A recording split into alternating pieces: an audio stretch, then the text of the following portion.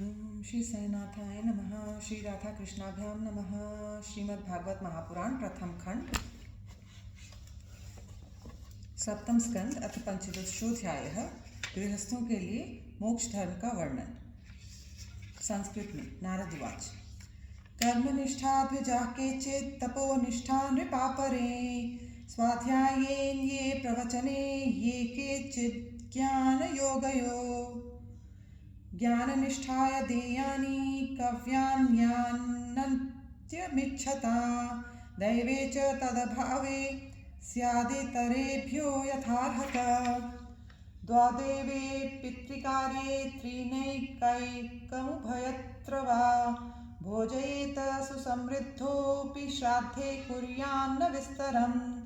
देशकाले चितश्रद्धा द्रव्यपात्रार्हणानि च सम्यक् भवन्ति नैतानि विस्तरात् स्वजनार्पणात् देशे काले च सम्प्राप्ते मुन्यन्नं हरिदैवतं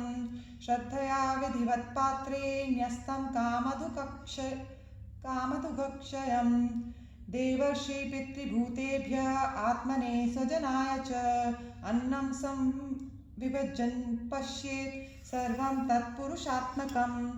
न दद्यादामिषं श्राद्धे न चाद्याद्धर्मतत्त्ववित् मुन्यन्नै स्यात्परा प्रीतिर्यथा न पशुहिंसया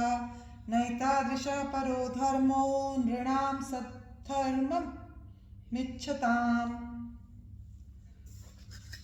न्यासो दण्डस्य भूतेषु मनो वाक्कायजस्य ह्यः एके कर्ममयान् यज्ञान् ज्ञानिनो यज्ञवित्तमा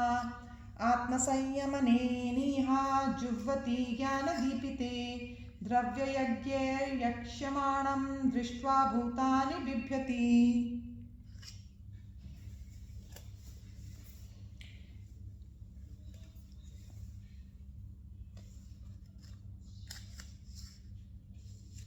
एषमाकरुणो हन्यादतज्ञो ह्यासुत्रिध्रुवं तस्माद्देवोपपन्नेन मुन्यन्नेनापि धर्मवित् सन्तुष्टो हरः कुर्यान्नित्यनैमित्तिकीः क्रिया विधर्म परधर्मश्च आभास उपमाचल अधर्म शाखा पञ्चेमा धर्मज्ञो धर्मवत्यजेत् धर्मबाधो विधर्मः स्यात् परधर्मो न्यचोदित उपधर्मस्तु पाखण्डो दम्भो वा शब्दभिच्छल यस्त्विच्छया कृतः पुंभिराभासो ह्याश्रमात् पृथक् स्वभावविहितो धर्मः कस्य नेष्ठा प्रशान्तये धर्मार्थमपि नेहेत यात्रार्थं वाधनोधनम् अनीहानीहमानस्य महाहेरिव वृत्तिदा सन्तुष्टस्य निरीहस्य स्वात्मारामस्य यत् सुखं कुतस्तत्कामलोभेन धावतोऽर्थे हयादिशः सदा सन्तुष्टमनसः सर्वा सुखमयादिशः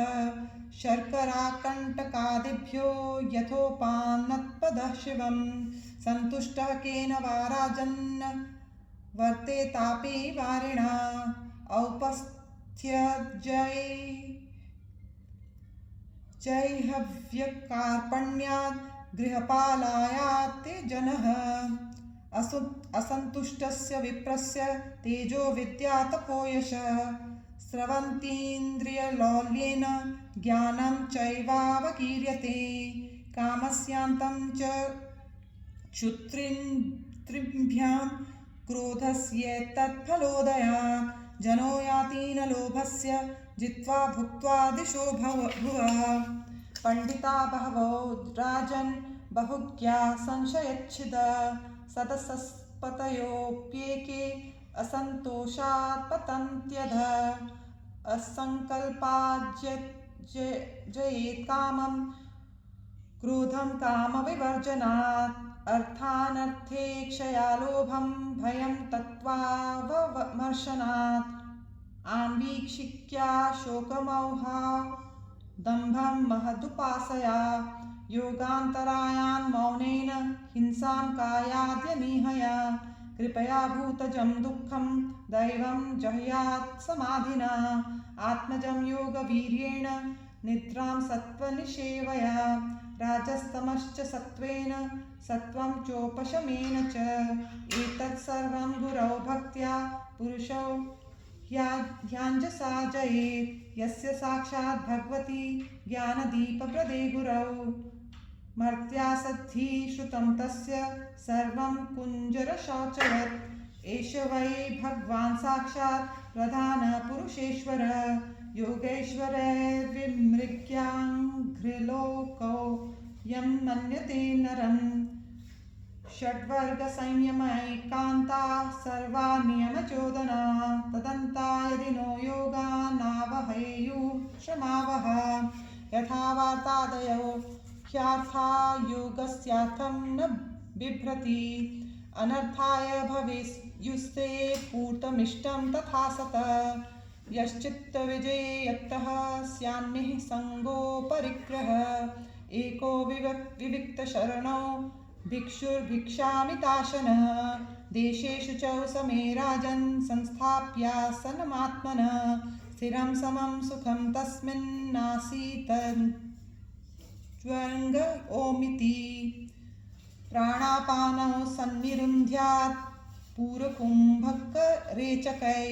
यावन्मनस्त्यजेत् कामान् स्वनासाग्रनिरीक्षण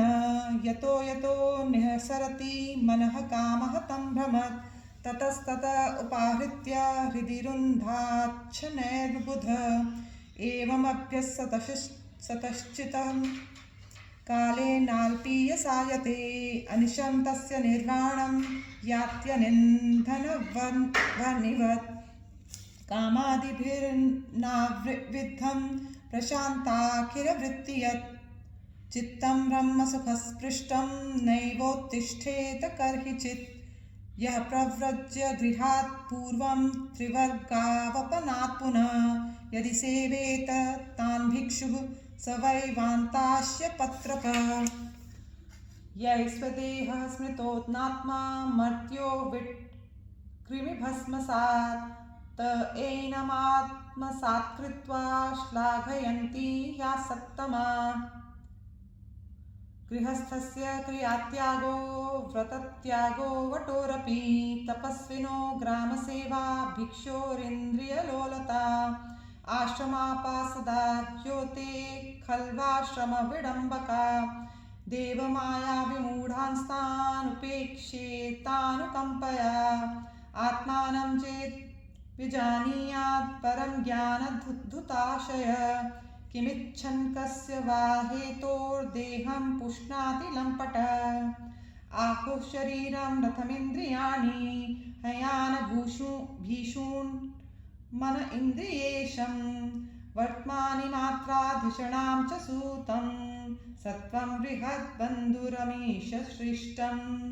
अक्षं दशप्राणमधर्मधर्मौ चक्रेऽभिमानं रथिनं च जीवं धनुर्हितस्य प्रणवं पठन्ति शरं तु जीवं परमेव लक्ष्यम् रागो द्वेषश्च लोभश्च शोकमोहो भयं मद मानोऽवमानोऽसूया च माया हिंसा च मत्सर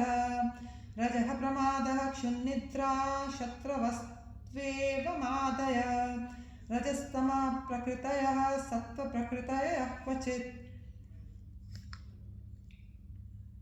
यावन्नृकाय रथमात्मवशोपकल्पं धत्ते गरिष्ठचरणार्चनया निशातं ज्ञानसिमच्युतबलोददस्तशत्रु स्वाराज्यतुष्ट उपशान्त इदं विजह्यात् नो चेत् प्रमत्तमसदिन्द्रियवाजिसूता नीत्वोत्पथं विषयदस्युषु निक्षिपन्ति ते दस्यवः सहयसूतममुं तमोन्धे संसारकूप उर्मृत्युभये क्षिपन्ति प्रवृत्तिं च निवृत्तिं च द्विविधं कर्म वैदिकम्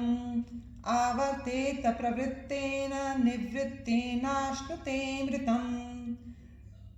हिंस्त्रं द्रव्यमयं काम्यम् अग्निहोत्राद्य शान्तिदं दर्शश्च पूर्णमासश्च चातुर्मास्यं पशुसुत एतदिष्टं प्रवृत्ताख्यं हुतं प्रहुतमेव च पूतं सुरालयाराम कूपाजीव्यादिलक्षणं द्रव्यसूक्ष्मविपाकश्च धूमो रात्रिरपक्षय अयनं दक्षिणं सोमो दर्श ओषधिविरुधः अन्नं रेत इति क्ष्मेश पितृयानं पुनर्भव एकैकस्येनानुपूर्वं भूत्वा भूत्वेह जायते निषेकादिश्मशानान्तये संस्कारे संस्कृतो द्विज इन्द्रियेषु क्रियायज्ञान् ज्ञानदीपेषु जुह्वति इन्द्रियाणि मनस्युर्मौ वाचि वैकारिकं मनः वाचं वर्णसमाम्यै तमोङ्कारे स्वरेण सेत् ओङ्कारं बिन्दौ नादे तं तन्तु प्राणिमहत्यमुम् अग्निः सूर्यो दिवा प्राणः शुक्लो राकोत्तरं स्वराट् विश्वश्च तैजस प्राज्ञस्तूर्य आत्मा समन्वयात् देवयानमिदं प्राहुर्भूत्वा भूत्वानुपूर्वशः आत्मयाज्युपशान्तात्मा ह्यात्मस्थो न निवर्तते य एते पितृदेवानां मयने वेद निर्मिते शास्त्रेण चक्षुषा वेद जनस्थोऽपि न मुह्यति आदावन्ते जनानां सद्बहिरन्तः परावरं ज्ञानं ज्ञेयं वचो वाच्यं तमो ज्योतिस्त्वयं स्वयम् आबाधितोऽपि याभासो यथा वस्तुतया स्मृतः दुर्घटत्वादैन्द्रियकं तद्वदर्थविकल्पितं क्षित्यादीनामिहार्थानां छाया न कथमापि न संघातो विकारोऽपि न पृथङ्नान्वितो मृषा धातवो व्यवितत्वाच्च तन्मात्रा वयवैर्विना न स्युर्ह्यासत्यव्यविन्य सन्नवयवोऽन्ततः स्यात् सादृश्य भ्रमस्तावद् विकल्पे सति वस्तुनः जाग्रत् स्वापौ यथा स्वप्ने तथा विधिनिषेधताम् भावाद्वैतं क्रियाद्वैतं द्रव्याद्वैतं तथात्मनः वर्तयन् स्वानुभूत्येह त्रीन् स्वप्नान् धुनुते मुनि कार्यकारणवस्त्वैक्यं मर्शनं पटतन्तुवत् अवस्तुत्वाद् विकल्पस्य भावाद्वैतं तदुच्यते यद्ब्रह्माणि परे साक्षात् सर्वकर्मसमर्पणं मनोवाक्तनुभिः पार्थ क्रियाद्वैतं तदुच्यते आत्मजाया सुतादीनामन्येषां सर्वदेहिनां यत्स्वार्थकामयोरैक्यं द्रव्याद्वैतं तदुच्यते यस्य वा निषिद्धं स्याद् येन यत्र यतो नृप स तेन हैतकर्माणि नरो नान्यैरनापदि एतैरन्यैश्च वेदोक्तैर्वर्तमानः स्वकर्मभिः गृहेऽप्यस्य गतिं यायात् राजंस्तद्भक्तिभाङ्गनः यथा हि यूयं नृपदेव दुस्त्यजा तापद्गणादुत्तरतात्मनः प्रभो यत्पादपङ्केरुहसेवया भवान् नहार्षि निर्जितदिग्गजक्रतून् अहं पुरा भवं कश्चित् गन्धर्व उपबर्हण नाम्नातीते महाकल्पे गन्धर्वाणां सुसम्मतः रूपपेशलमाधुर्य सौगन्ध्य प्रियदर्शन स्त्रीणां प्रियतमो नित्यं मत्तस्तु पुरुलम्पट एकदा देवसत्रे तु गन्धर्वाप्सरसां गणा उपहूता विश्वसृग्भर्गाथोपगायने अहं च गायंस्तद् द्विधाध्वान् स्त्रीभिः परिवृतो गता